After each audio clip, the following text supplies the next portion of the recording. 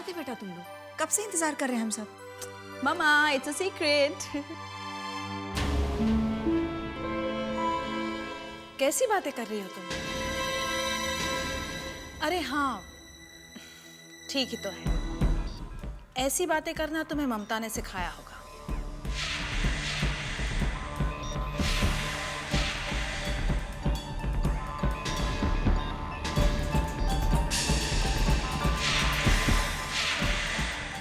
पर मुझे अचरज हो रहा है मासूमा कि तुम इतनी जल्दी ममता के रंग में रंग गई। सच कहूं, सीक्रेट्स रखना, खासकर अपने घर वालों से, अच्छी बात नहीं है। हाँ बुआ जी, बिल्कुल अच्छी बात नहीं है। पर मैं क्या करूं? इस घर के आधे से ज्यादा लोगों के दिल में इतने सारे राज हैं, तो इन्हें भी तो बताना चाहिए ना।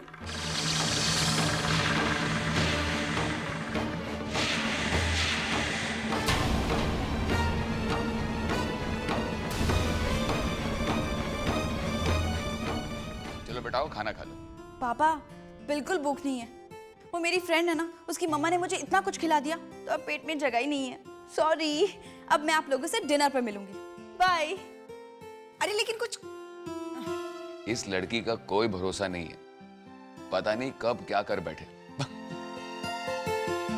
बाबूजी, मैं भी जरा कृष को देख लेती हूँ, खाना बाद में खाऊंगी। ठीक है बेटा।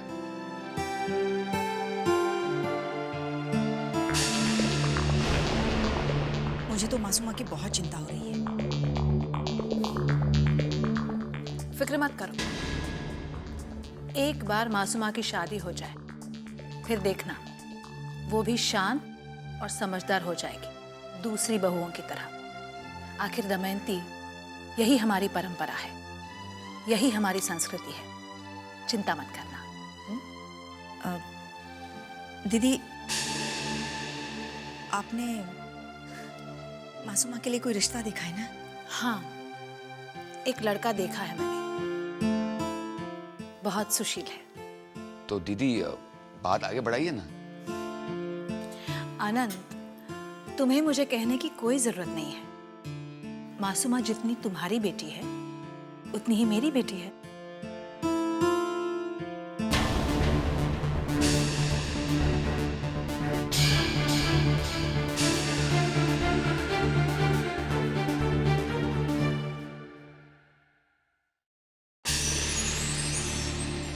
ये सब तो तुम घर के बाहर रहकर भी कर सकती हो शायना। शायना, क्या तुम्हें नहीं लगता तुम्हारी औकात इस घर में एक नौकर से भी कम हो गई है? क्या है ये शायना? सब्जी काटो, खाना बनाओ, खाना सर्व करो, किचन साफ करो, घर साफ करो। ये सब तो कोई नौकर भी कर सकता है। सच कहती है मम्मी जी, तुम कहाँ भी जाओ, तुम्हारी बदनसीबी तुम्हारा पीछा नहीं छोड़ेगी।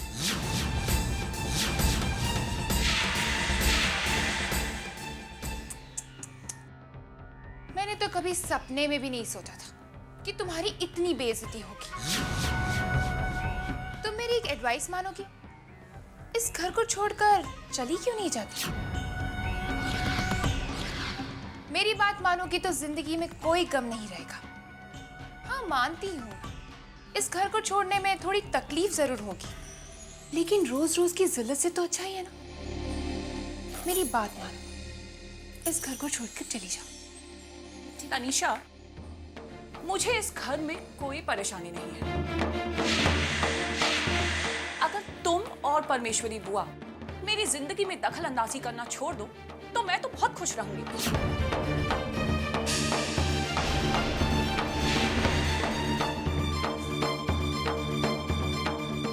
मैं तो बहुत खुश हूँ शायना, क्योंकि मेरे पास मेरा पति करण है। क्योंकि जिसके लिए तुम यहाँ रह रही हो वो तो तुम्हें कब का छोड़ चुका है।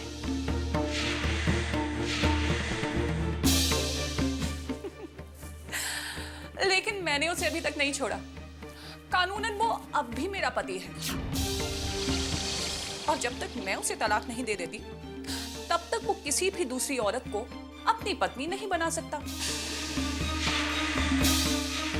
अब इस हिसाब से तो इस घर से तुम्हें जाना चाहिए, मुझे नहीं।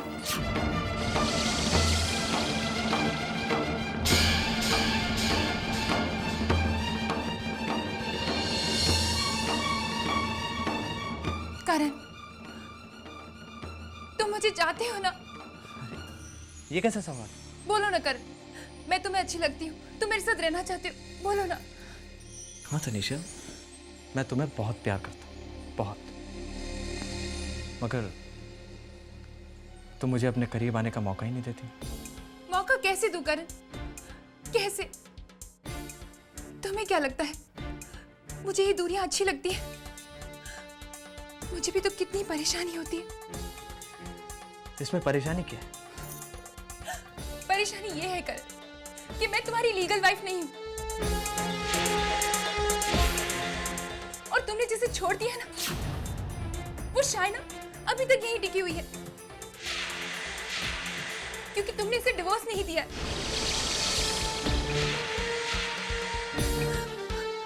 और उसने मुझे आज कहा है कि वो तुम्हें कभी डिवोर्स देगी भी नहीं।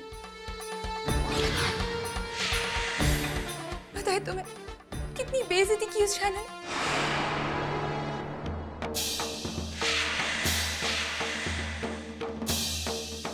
तुम?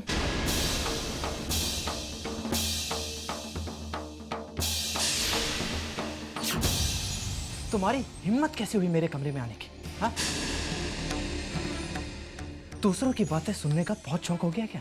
मुझे कोई शौक नहीं है, ना ही दूसरों के कमरे में झांकने का और ना ही दूसरों की बातें सुनने का। मैं तो यहाँ इसलिए आई थी क्योंकि मुझे परमेश्वरी बुआ ने बोला था कि मैं तुम दोनों को बुलाऊं।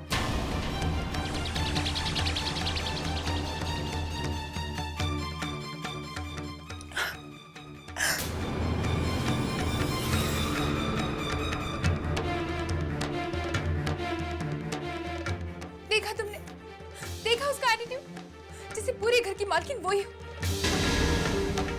तनीषा, तुम फिक्र मत करो, इस बारे में मैं कुछ करता हूँ।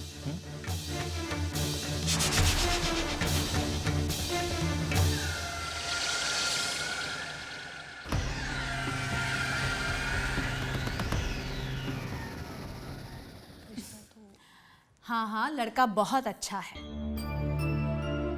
दिखने में अच्छा है, पढ़ा लिखा है, अच्छे खानदान का है और बहुत पैसे वाला भी है। हमारी मासूमा को बहुत खुश रखेगा। पर हाँ दमयंती, हम मासूमा को नहीं बताएंगे कि हमने उसके लिए एक लड़का देखा है और वो मासूमा को मिलने के लिए कल आने वाला है। क्या है ना दमयंती, अगर तुम्हारी बेटी ने ये लड़का देखने से इनकार कर दिया ना, तो इस बार भी तुम अपनी बेटी के हाथ पीले नहीं कर पाओगे। आप बिल्कुल चिंता मत कीजिए दीदी, हम सब इस बात का ख्याल रखेंगे कि मासूमा को ये बात पता ना चले। हाँ दीदी, हम सब भी यही चाहते हैं कि इस बार वो इस घर से जाए, मगर शादी करके अपना घर बसा के। हाँ, अरे दमयंती, तुम खाने पीने की सारी तैयारियां कर लोगी ना? शाइना और मैं मिलकर सारी तैयारियां कर लेंगे। ममता, अच्छा हुआ तुम्हें तो बताना ही रह गया, परमेश्वरी दीदी मासूमा के लिए एक बहुत अच्छा रिश्ता लेकर आई हैं। मासूमा के लिए रिश्ता?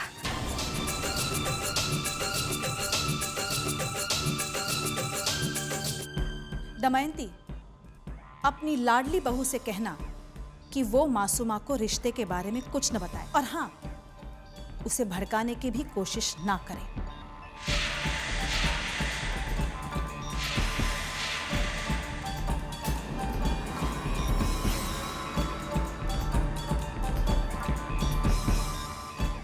यहाँ हम सब मासूमा की भलाई चाहते हैं। तुम्हारी बहू को परेशान होने की कोई जरूरत नहीं है।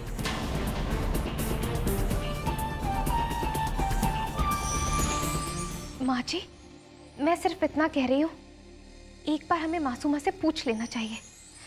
हमें कुछ भी बिना उसकी इजाजत के तय नहीं करना चाहिए। ममता, हम तय कहाँ कर रहे हैं? हम सिर्फ उसे ये नहीं बता रहे कि कल लड़के वाले घर आ रहे हैं। That's it. Her it's a surprise, जैसे वो हमारे साथ करती है। अक्षय, लेकिन ये उसकी शादी की बात है। क्या हुआ ममता? मासूमा के बारे में कोई सीक्रेट है क्या जो तुम हमसे शेयर नहीं कर सकती?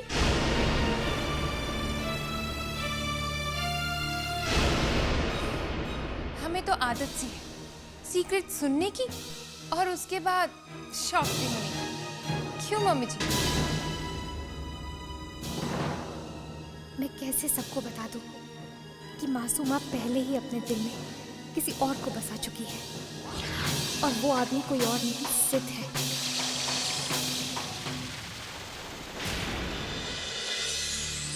ममता, क्या तुम मासूमा के बारे में कुछ कहना चाहती हो?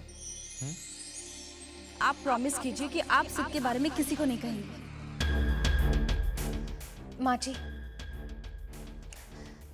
माँ जी हम सब जानते हैं कि मासूमा बहुत ही स्ट्रॉन्ग हेडेड लड़की है। वो कब क्या कर दे किसी को नहीं पता, पर इसका मतलब ये तो नहीं कि वो जज्बाती नहीं है। माँ जी उसे पता है कि उसे कब क्या चाहिए। माँ जी मेरी बात को आप गलत मत समझिए। मैं बस इतना चाहती हूँ कि बात आगे बढ़ाने से पहले हम एक बार, सिर्फ एक बार मासूमा से पूछ लें, उसकी मर्जी को जान लें। मैं ये नहीं कह रही हूँ कि उसे शादी से इनकार होगा, पर फिर भी उसकी शादी की बात करने से पहले हमें एक बार उससे पूछ तो लेना चाहिए ना माँ जी।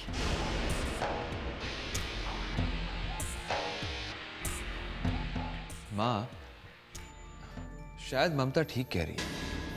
She has a point. ममता, तुम्हें कितनी बार कहा है बड़ों के बीच बोला मत करो, पर मानती ही नहीं हो।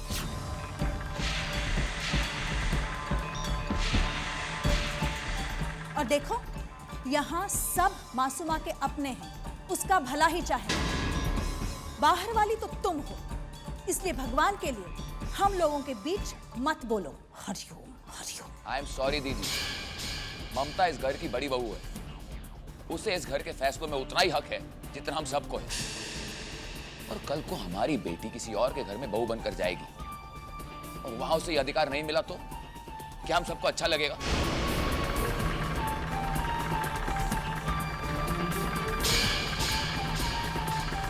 तो ममता बेटा, तुम परेशान मत हो। मैं जानता हूं कि मासूमा के पास सिचुएशन को समझने की शक्ति है और उसकी मर्जी के बगैर हम कोई फैसला नहीं लेंगे, ठीक है?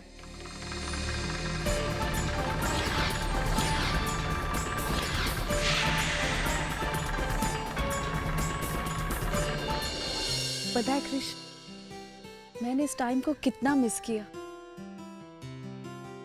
जो बात अपने देश में है ना, वो परदेश में नहीं है।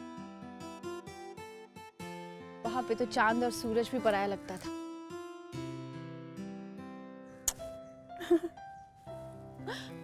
कृष, तू मेरे लिए प्रे करना कि मेरी जल्दी जल्दी शादी हो जाए और मैं तुम्हारे लिए एक नन्ही सी गुड़िया ले आऊं जो तुम्हें भाई बुला सके।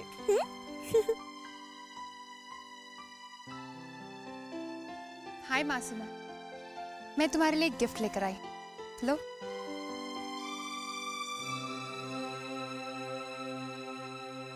Wedding planner?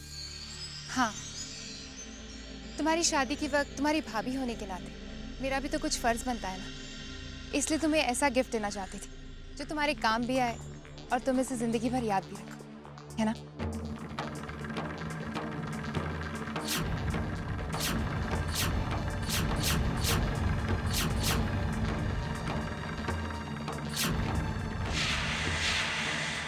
Oh I am sorry, मैं गलती से अपना वेडिंग प्लानर ले आई, तो मैं तुम्हारा वाला ले आती।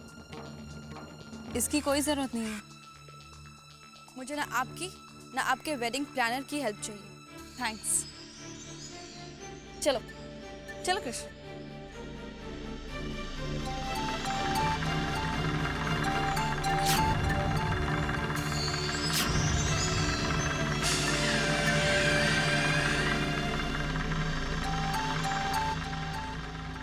क्या हुआ तनिषा?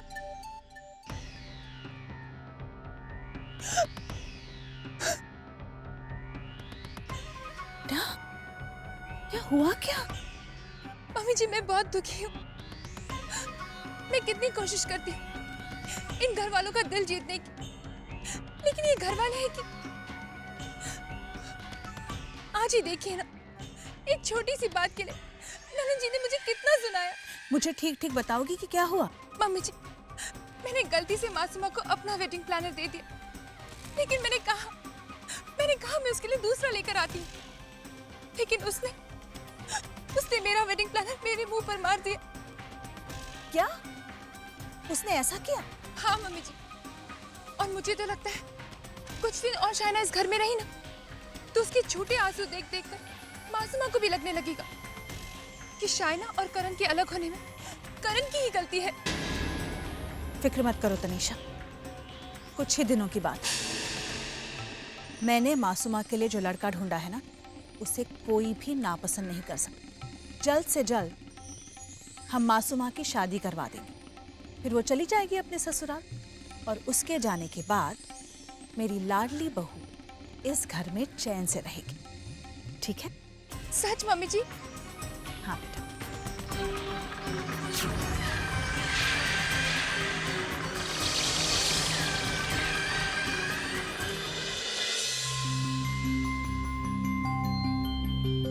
करण भैया, अरे मासूमा, बैठो ना।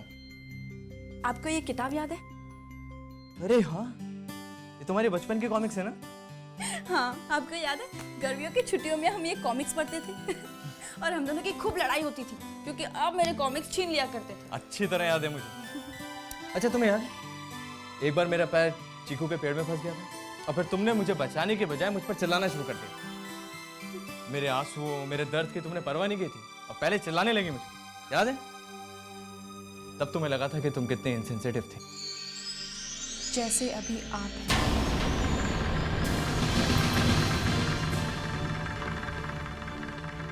क्या मतलब? मतलब आप अच्छी तरह से जानते हैं। मैं नहीं जानती कि आप दोनों के बीच क्या हुआ, लेकिन मैं ये अच्छी तरह से जानती हूँ कि शाइना भाभी के आंसुओं को नजरअंदाज करके आप ठीक नहीं कर रहे हैं, क्योंकि वो आपसे बहुत प्यार करती है और वो कितनी भोली और मासूम है। आखिर आप उन्हें किस गलती की सजा दे रहे हैं?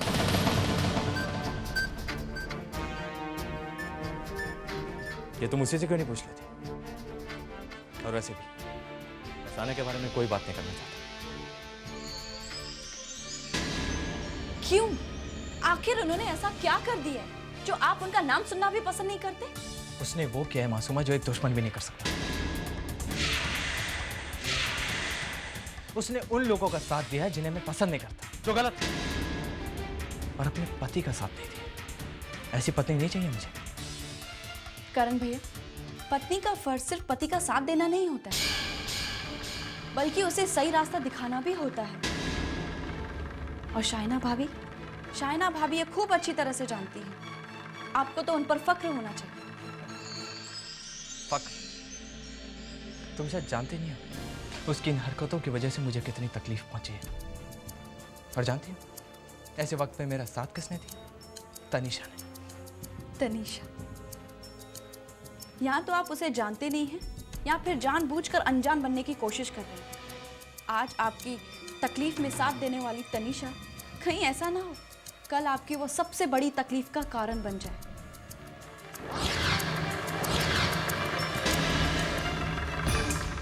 प्लीज मासूम, तनीषा मेरी पत्नी है। सिर्फ नाम की, क्योंकि वो तो जानती ही नहीं है कि पत्नी का फर्ज क्या होता है। पत्नी तो वो होती है जो पति को सही रास्ते पर ले जाती है, पर वो क्या सही रास्ता दिखाएगी जो खुद रास्ते से भटक गई है। भैया, तनीषा आपको ऐसे रास्ते पर ले जा रही है जहां आपको बर्बादी के अलावा और कुछ नहीं मिलेगा।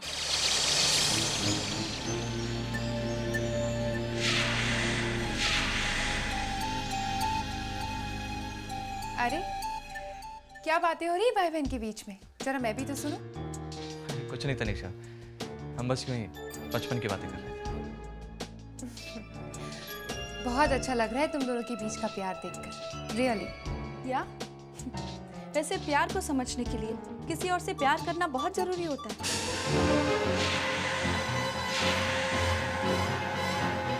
और मुझे तो लगता है कि दूसरों के दिलों को रौंदने वाले इस बात को समझ ही नहीं सकती।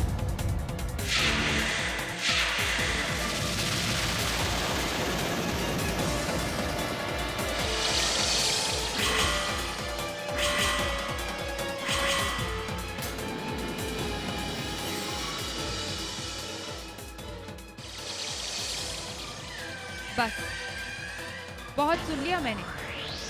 अब एक ही झटके में इसे यहाँ से निकाल बाहर नहीं कर दिया तो मेरा नाम भी तनीषा नहीं।